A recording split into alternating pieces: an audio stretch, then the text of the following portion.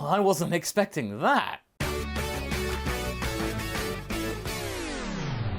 Hey guys, MasakoX here, and you know what time it is? It's April. It's time for yet another What If week, but I'm afraid I got a bit of sad news. This will be, for the foreseeable future, the last What If week.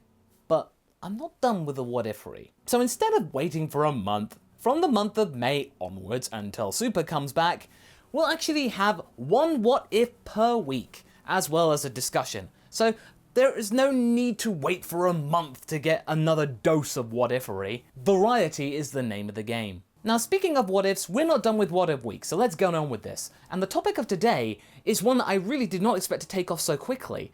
I mean, this is bordering on like what if Raditz turned good levels of notoriety. And what am I talking about here?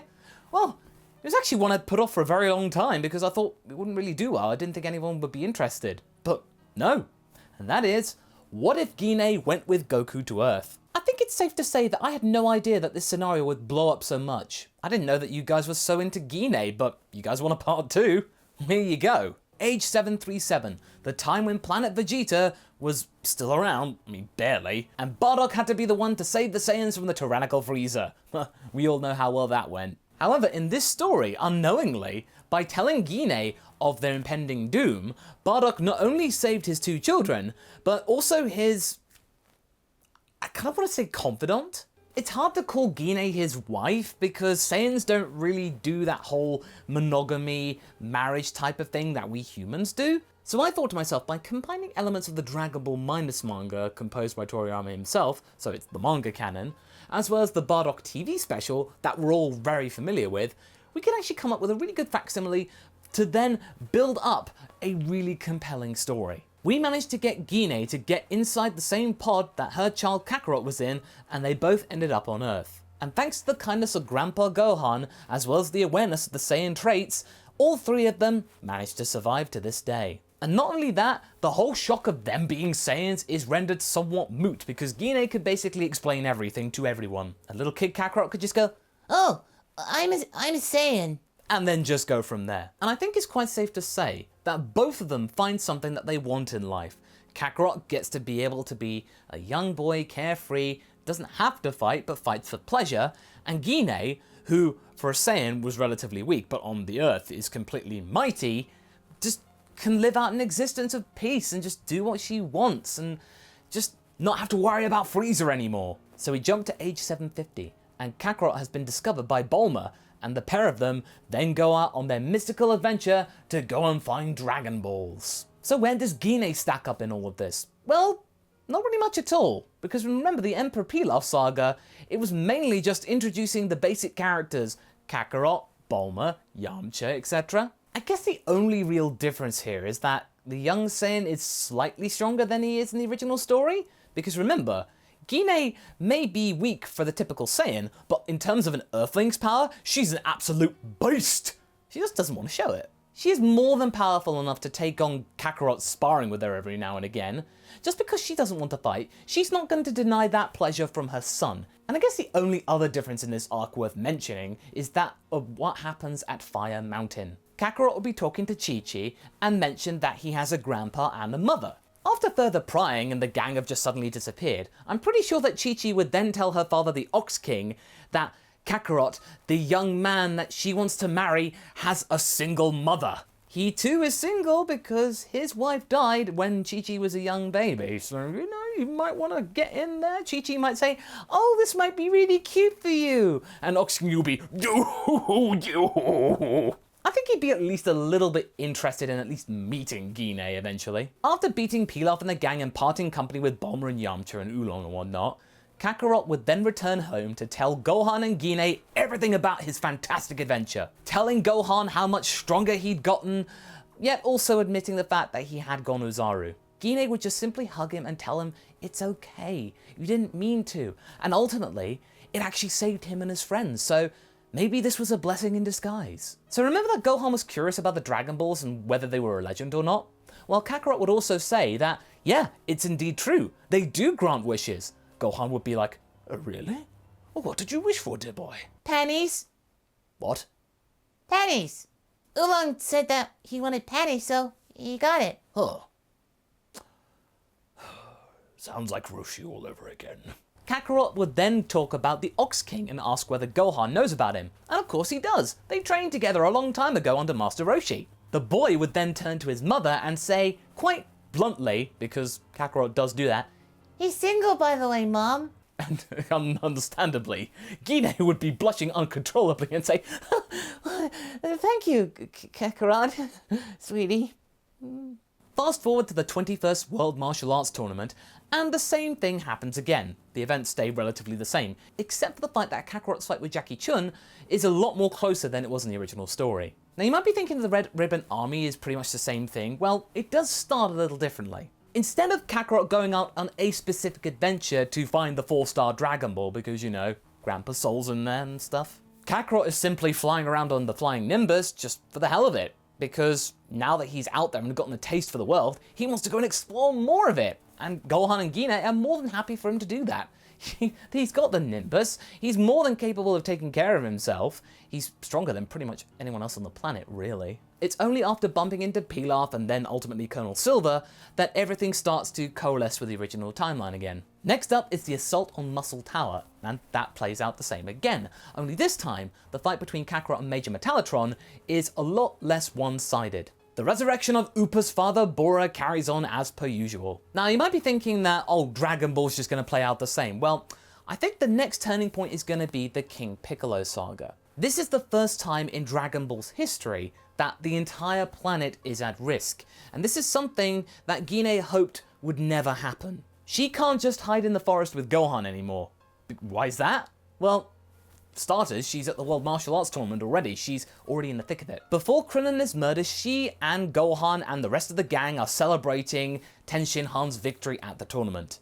The death of Kakarot's best friend, though, is enough to bring everyone to tears. From there, Kakarot's assault on Tambourine, the death of Piccolo's children, the near victory of King Piccolo over Goku the first time round, pretty much play out the same. Including the time when Roshi lured out King Piccolo in order to use the Mafuba. This time, though, Roshi's not doing this alone. He is fighting alongside Grandpa Gohan as well as Gine.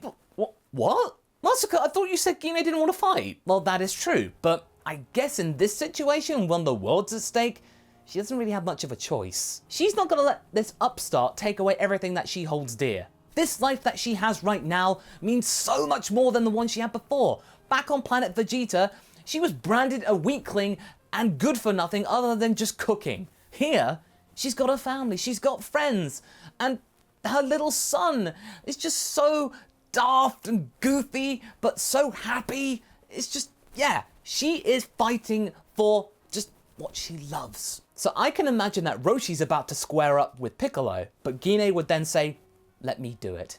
And Roshi's going, are you sure? But Gine tells them to get on with the Mafuba thing and charge it up and get it ready. She will manage to distract Piccolo. Speaking of which, the king is bemused as to why a lowly woman would be doing the work of a man. Why are these two masters doing nothing against me, but then this little wench is thinking that she can take on the mighty King Piccolo? But his derision is swiftly silenced when basically Gine wails on him. Remember in part 1 that I said Gine's power level was probably around 500? That is really weak for a Saiyan, because Raditz at 1200 was branded as a weakling. If Gine was even lower than that, then oh boy. In King Piccolo's present state, he hasn't actually become young again. He is less than half of that power. King Piccolo is on the brink of death. He does not know what to do. But then he finds out that this person is the mother of the child that he basically left for dead. He could use that to his advantage. He decides to use emotional tactics to try and even out the playing field. Gine doesn't believe this for a second though. Go on. Try and find him. I know you can do it. Roshi would have taught you that. She tries to sense for Kakarot's presence, but she can't sense anything. Now remember, Kakarot's still alive, but he's barely hanging on and currently being transported to Korin's tower with Yajirobe. But basically the power signature is basically non-existent. Gine is then distracted and King Piccolo goes on the offense. However, all of this time was more than enough for Gohan and Roshi to prepare the Mafuba technique. And just when Piccolo thinks he's about to deal some kind of devastating blow, he's caught up in it. The technique goes off without a hitch, Roshi stays alive and is uninjured, and everybody can basically go home for tea. Why is that, Masako? Well, Roshi didn't have to fight Piccolo. He has more energy, so he can just about hang on there. And he does have Gohan there to back him up. As that fight's going on, Kakarot is up at Korin's tower, receiving some sensu beans and receiving the Ultra Divine Water, because remember, in the manga, he doesn't actually go through all of those trials, he's basically just given the water immediately. The Saiyan child is ready to go down and take on King Piccolo a second time, but Korin just goes, "Now wait a second there, bub.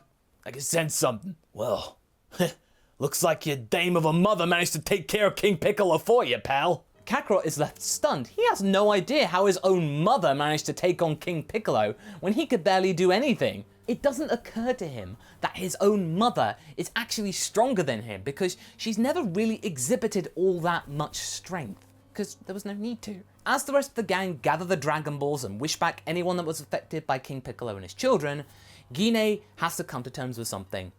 That complete life of peace and not having to think about fighting that she wanted oh so much, she's gonna have to make some compromises, I'm afraid. Despite her doubts, she's basically gonna have to be Earth's protector. Who'd have thunk it, eh? Roshi and Gohan are still quite surprised by the terms of events, but they are very thankful for her support. Kakarot then wants Gine to teach him everything that she knows, and in return, he will teach her the Kamehameha. She just finds this all rather sweet and goes, "Yeah, sure, honey. Sure, darling." She's still a little overwhelmed by the entire proceedings, but is just glad that her son is now alive and well. Once he finds the power pole, they both get up on Nimbus and then head up to Korin's tower. He wants Korin to train the pair of them, but he's simply not strong enough anymore.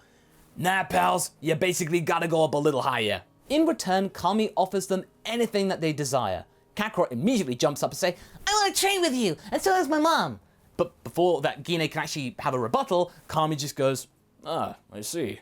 Very well." Gine is still a little bit apprehensive, but remembering the wicked face of King Piccolo in her mind, she decides to accept the challenge and ultimately trains with her son. Very good bonding time. 3 years pass and Kakarot is now an adult. He and Gine are now much stronger than they were before the 3 years began. Thanks to the power of Sensu Beans, Zenkai Boosts, as well as the fact that basically it's two Saiyans fighting each other, Gine has broken through the 1000 power barrier and Kakarot is not far behind. Keen to test his power, Kakarot suggests that they go to the 23rd World Martial Arts Tournament and see how well they could do, ultimately maybe fighting in the final together. But Gine doesn't want that. She did not get all of this power to then just show it off to the world. She would only want to use it as a last resort. Kakarot? Yeah, absolutely. He can do what he wants. And ultimately, I think we know he is going to dominate because without Piccolo Jr. there, because King Piccolo never spouted an egg, it's going to be quite obvious who's going to win. Instead, the final would actually be between Kakarot and Hero, Kami's disguise. I think this would be a great fight, acting as some kind of rites of passage for the young Saiyan, to show how far he'd come, and basically, Kami can just be all calm about this, there's no endangerment, this is just a friendly little spar, and actually getting to be down on planet Earth for once. Be that as it may, Kakarot would still go on to win the championship at his 3rd attempt. He would then go on to marry Chi-Chi, and Gine would finally meet the Ox King. Do they get hitched though? I don't think so. Well, I don't think Gine's the kind of person that would fall in love so readily. And remember, Saiyans have a very weird concept of love. And I imagine that the Ox King would be very reluctant to let the past go and completely forget about his wife from all of those years ago. Their kids are actually getting married anyway, so if they got married too, I think we should leave that untouched. They'd be good friends though. 5 years later, after the 23rd World Martial Arts Tournament, the Earth has been at peace for quite some time. Gine and Kakarot have been quietly practicing with Gohan, but for the most part, they've been just chilling out. Now that Chi-Chi's around, little Gohan's there, it's a really nice family union. Can you imagine the family portrait? It'd be so sweet. It's time for another Saiyan to arrive on Earth, and this one could tip the balance in some very big ways. This is of course Kakarot's brother, as well as Gine's firstborn, Raditz. He is simply here to cause havoc and bring his brother back to the fold, but he's not counting on what's about to happen next. Raditz senses 2 extremely high power levels around Kame House's location and is very keen to try and take them on. They're roughly about the same level as him. When he gets there, he is surprised and delighted to find his brother there, and immediately wants to actually recruit him. But of course, Kakarot's simply unwilling to join him. But then, As this commotion's going on, Gine steps out, asking what is all this fuss about, and is then completely stunned. Right there. Right in front of her. She sees both her boys together for the first time in, like, over 20 years. Her eyes meet with Raditz's. Mother? And that's where we'll leave things, I think. What does Raditz do now? Does he carry on his plan and recruit Kakarot and destroy the planet Earth?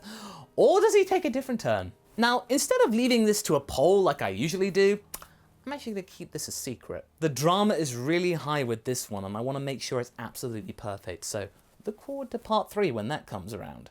So what do you guys think? Do you think Gine's reluctant decision to join the fighting team was a good idea? How do you feel about her being potentially the strongest fighter on Earth up until the beginning of Z, as well as Kakarot?